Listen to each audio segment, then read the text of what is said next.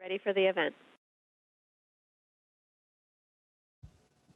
Houston Station, we're ready for the event. Ascend Conference, this is Mission Control Houston. Please call station for a voice check. Is that NASA? Station, this is Ascend. How do you read us?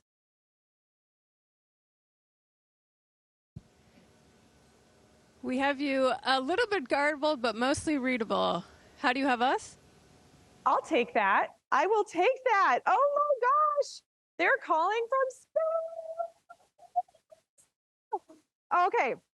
So I know we don't have a ton of time. So Jasmin and Loral, they're from the 2017 class of astronauts. Obviously, they're in space. And we want to just maximize this opportunity. We only have about 20 minutes. So I understand that you guys are both in the midst of your first mission to the space station. Can you tell us your first thoughts when you reached the orbiting laboratory? Yes, we have you loud and clear now, by the way. Welcome to the space station. So it's funny, some of my first thoughts were actually, where am I? We had trained for hundreds of hours back on Earth in the mock-ups at Johnson Space Center. But when you get here and you come into, we docked to Zenith, so we were coming in to Node 2 from up above, and it was a different angle than I'd ever looked at it before. And I was just so disoriented. So I think I spent my first week just feeling very disoriented and not knowing which way to turn, left or right.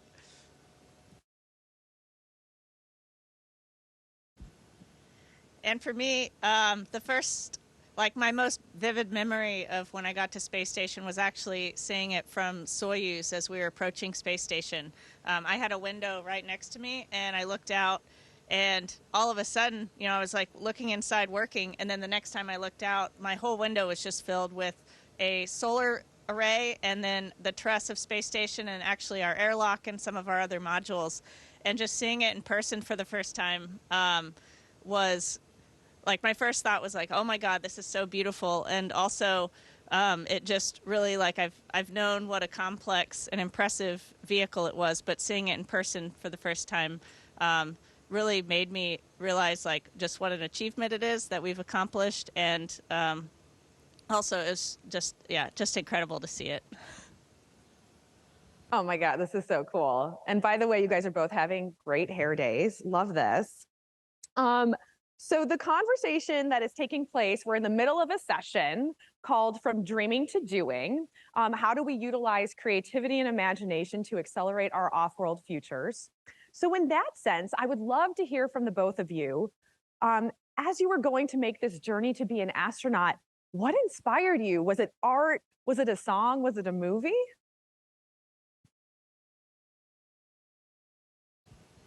Oh, man. Well, so I had a couple things that inspired me. First, I grew up in Houston, Texas, so I had NASA Johnson Space Center down the road. So I had a lot of early exposure to NASA and the Space Shuttle program.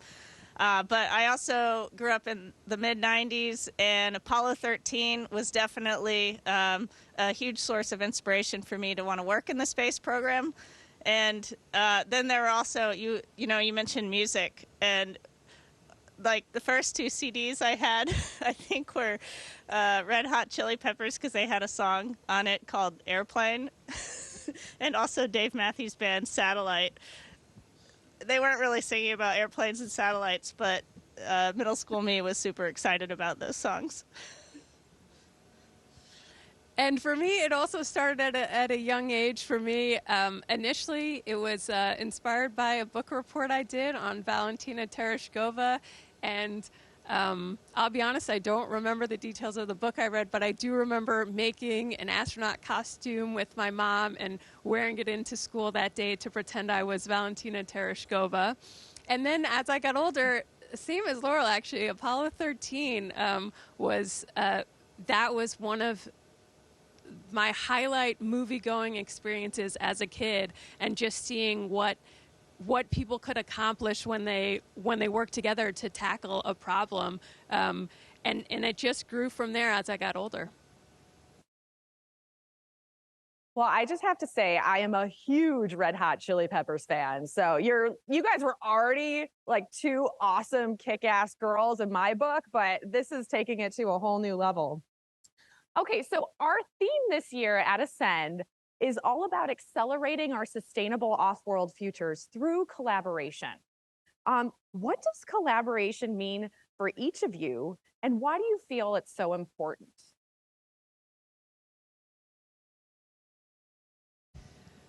To me, collaboration means working together towards a common goal or a common mission.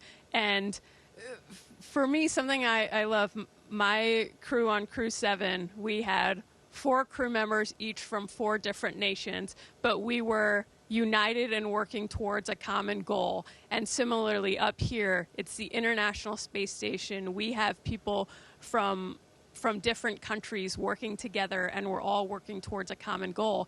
And I think that's important because based on different backgrounds, you bring different perspective to the table, and it just adds reinforcement, it adds redundancy, and we just work stronger when we work together.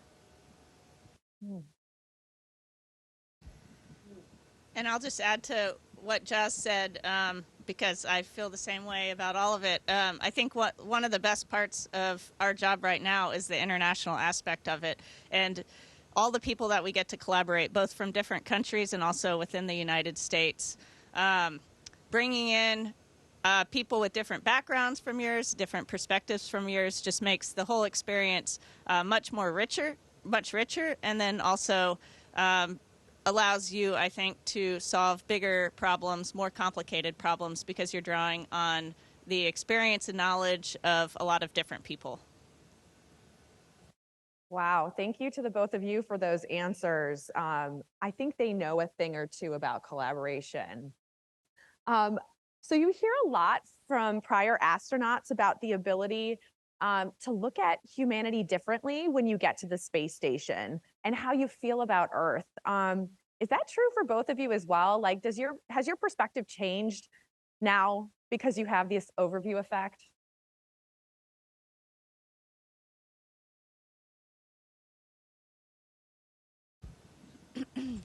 That's a great question, and we were actually talking about that right before this event, because a lot of the times people say, it's a perspective change, but for both of us, I think it just reinforced a lot of things that we already felt. Just the sense of how special our planet is, how beautiful our planet is, and its fragility and everything we need to do to take care of it.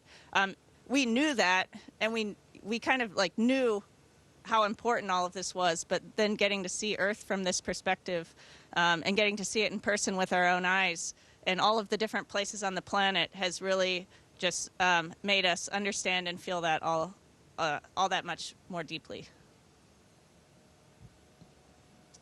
What she said, everything she just said, I agree with. Oh, sorry, you guys are so funny. You guys, I would love to be just at a dinner table in space with you two. So I think one of the things too, I love the juggling. The juggling is also part of the performance. You're welcome.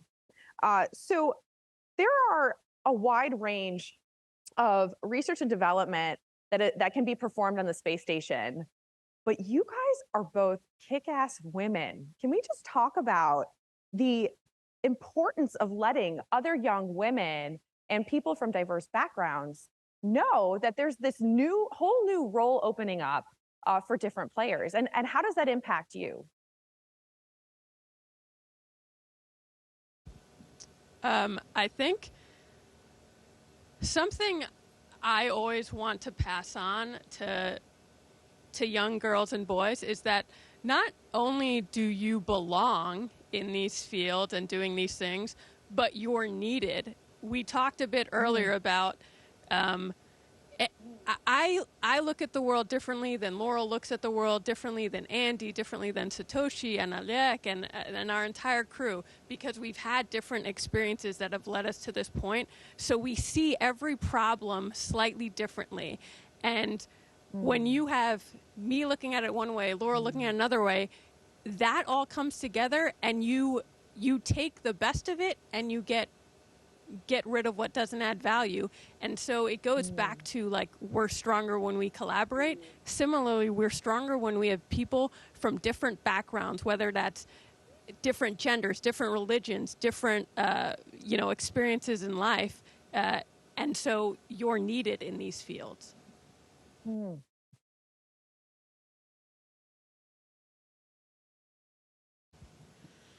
I love similarly also.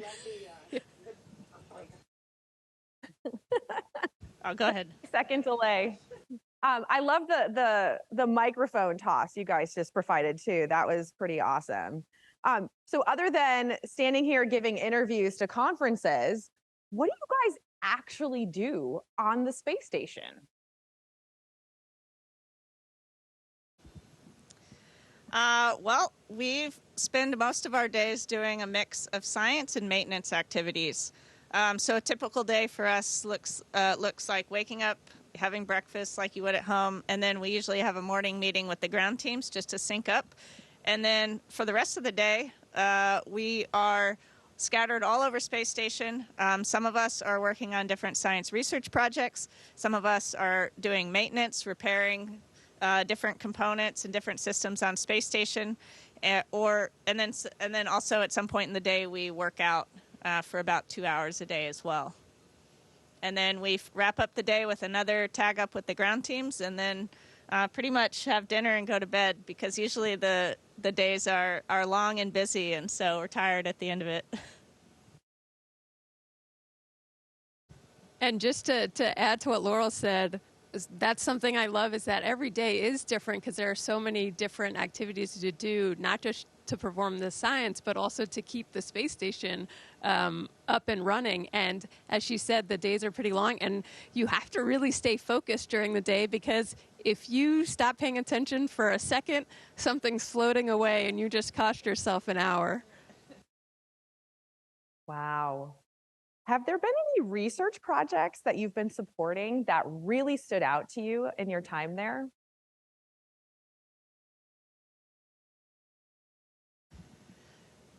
Definitely. One of the big research projects that I'm involved in is a project called CIPHER, and it's a series of 14 different medical studies that are all on me. So I'm the research subject. And so I've been doing, just in the initial days of my mission, and then periodically throughout my mission, I'll be doing all sorts of things, eye scans, ultrasounds, blood tests, things like that, throughout my mission to help researchers learn more about how the human body adapts and thrives in microgravity.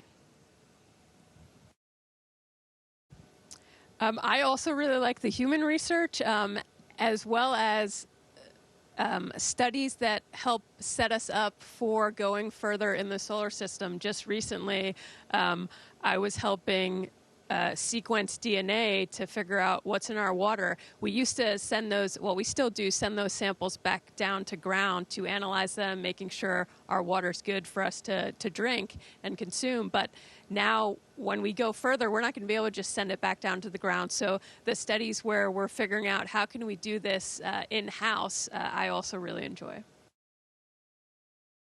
Wow, those are really interesting projects. Thank you so much for sharing that. What has surprised you both most about living on the space station?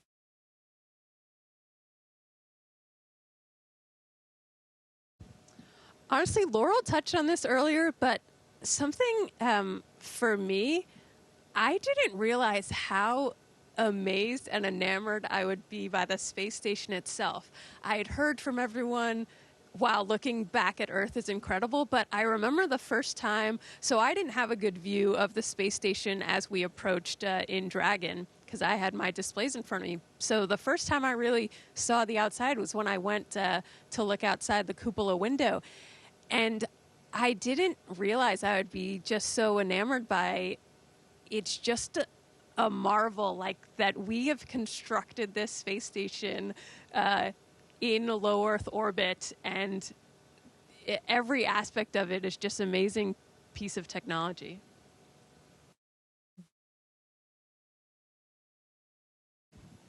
And I think for me, one of the surprising things on space station has been how quickly our brains adapt to a 3D environment.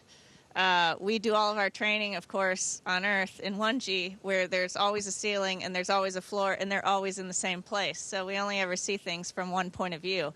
Whereas up here, you can whip around a corner on the ceiling of one module, and so you're looking at the ceiling of the next module, and that's a view you've never seen before. And Jasmin mentioned this earlier, but you have no idea where you are for a second.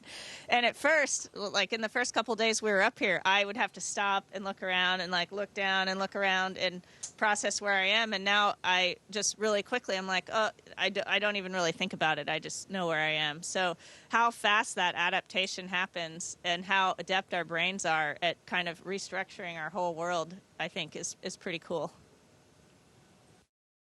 I mean, I'm having major FOMO. I can't do that right now. Oh my gosh. Thank you for all the acrobatics. That is fantastic. So the International Space Station is slated to remain operational through 2030 and possibly beyond there. And then it's passing the torch on to the commercial destinations in low Earth orbit. What do you think the legacy of the space station will be when that happens? And how can the work you are both performing assist in that transition?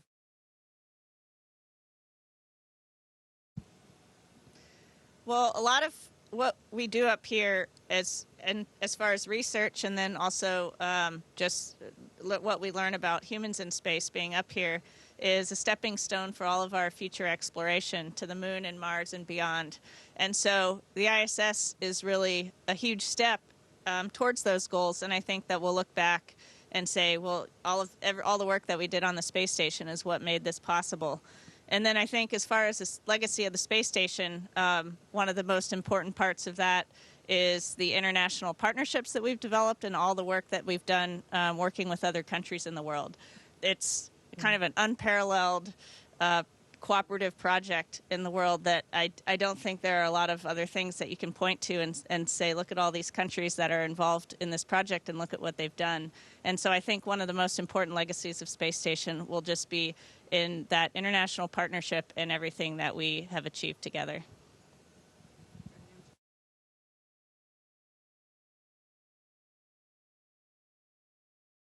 Okay, so I know we're running out of time, but I have to ask this question about the future. So space has evolved so much over the last 50 years. Where do you both see humanity in space in the next 50 years?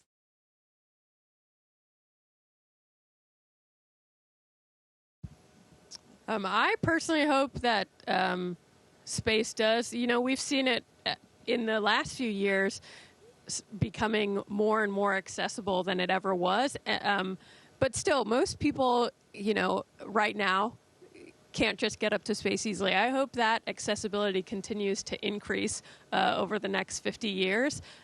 Because as you said, we both we knew the Earth was a special place, but when you come up here and see it in the way that we do, it's just like instantaneous evidence of all that. And so if more people could see that, I think it would really be valuable. And I agree. It's my dream, too, that more people can come up here and see these views. I think our planet will be a better place the more people can come up here and see the Earth from this perspective. Well, I know we are running out of time. We got one more minute. So I just wanted to take the opportunity from Ascend to say thank you for calling us from space. It sounds like you guys have very busy day jobs, but this was such an incredible opportunity. And we are sending all of our love from Earth up to above and Ad Astra. Thank you so much, ladies. Go boldly into the future. Thank you. It's been great. Thanks for all the great questions. Station, this is Houston ACR. That concludes the event. Thank you.